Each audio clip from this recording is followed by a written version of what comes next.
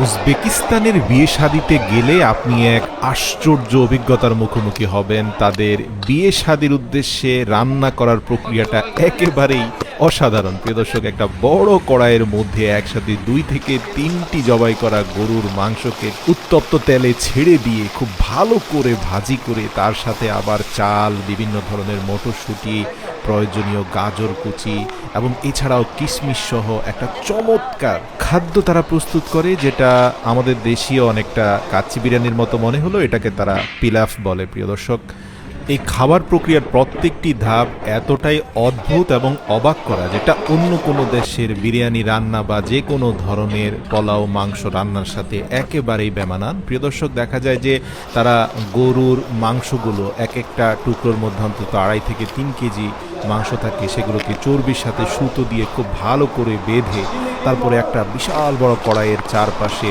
তেল ঢালা শুরু করে দেয়। উত্তপ্ত তেলের মধ্যে সে গরুর টুকরোগুলোকে ছেড়ে দেয়। খুব ভালোভাবে ভেজে নেওয়ার পর সেখানে তারা ইয়েলো ক্যারট, অর্থাৎ এটা এক ধরনের গাজর যেটার গায়ের রং লাল নয়, কিছুটা হলুদ বর্ণের, সেগুলোকে কুচি কুচি করে ছেড়ে দেয়। একটা ইন্টারেস্টিং বিষয় বলি, তাদের এই পুরো রান্নাটা কিন্তু কোনো গ্যাসের চুলায় নয়, বরং একেবারে শুকনো লাকড়ি দিয়ে তারা এই রান্নাটা করে। এটা অর্গানিক ওয়েতে করা হয়। এবং তো দেখা যায় যে ধাপে ধাপে তারা আরও বিভিন্ন ধরনের মটরশুঁটি, এছাড়াও জিরা সহ আরও চমৎকার কিছু তাদের সিক্রেট মশলা দেয়, যেগুলো উজবেকিস্তানে খুবই জনপ্রিয়।